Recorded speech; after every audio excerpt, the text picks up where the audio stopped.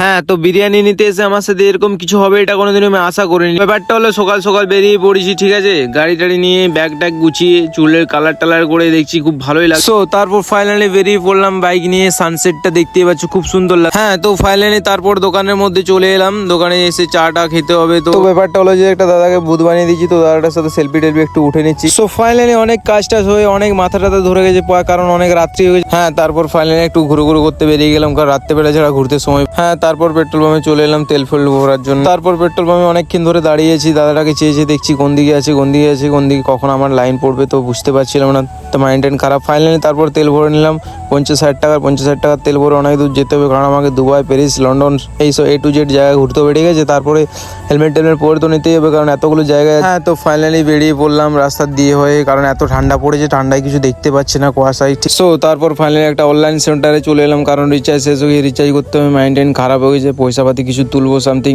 একবার দুবাই দিকে যেতে হবে বললাম না। তো ফাইনালি তারপরে ভাইটারও রিচার্জ শেষ হয়ে যাবে বললো, তার জন্য আগে থাকতে রিচার্জ করে নিচ্ছে, কারণ গার্লফ্রেন্ডের সাথে কথা বলতে পারবে না এই জন্যই। হ্যাঁ, তারপর রিচার্জ হয়ে যাওয়ার পর দোকান থেকে বেরিয়ে যাচ্ছি, কারণ অনেকটা যেতে হবে। হ্যাঁ, তো তারপর ফাইনালি দুটো বুট ভাজা নিয়ে নিলাম, কারণ বুট ভাজা নিয়ে খেতে খেতে যেতে হবে। তো ফাইনালি খাওয়া শুরু করে দিলাম, কারণ অনেক রাত্রি অবধি কাজ করেছে এই জন্য ভাইটা বলছে খেয়ে না, ঠিক আছে। তারপর ফাইনালি জাস্ট বেরিয়ে পড়লাম ব্রিজ দিয়ে ওই, কারণ আমার ফাইনালি ভাবে একটা জায়গায় যেতে হবে। তো ফাইনালি হ্যাঁ, গাড়ি স্ট্যান্ড করে নেমে পড়লাম, চুল টুল বাগিয়ে নিচ্ছে, একটু বলি দেখি কেমন লাগছে, হিরো লাগছে না। তারপর ফাইনালি বিরিয়ানির দোকানে চলে এলাম, কারণ বিরিয়ানি নিতে হবে, বাড়ির থেকে বলে যে 1 প্লেট বিরিয়ানি নিয়ে যেতে হবে, ঠিক আছে।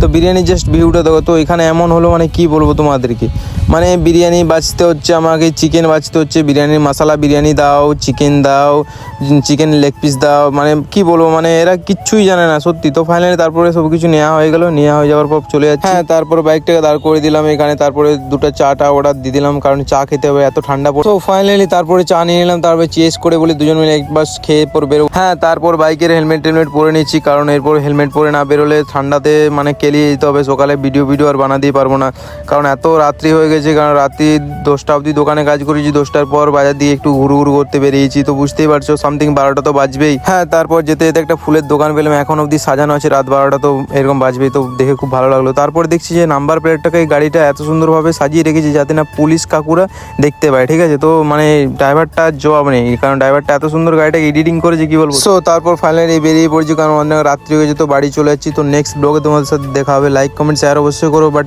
কথাবার্তা যদি খারাপ লেগে থাকে তো সরি।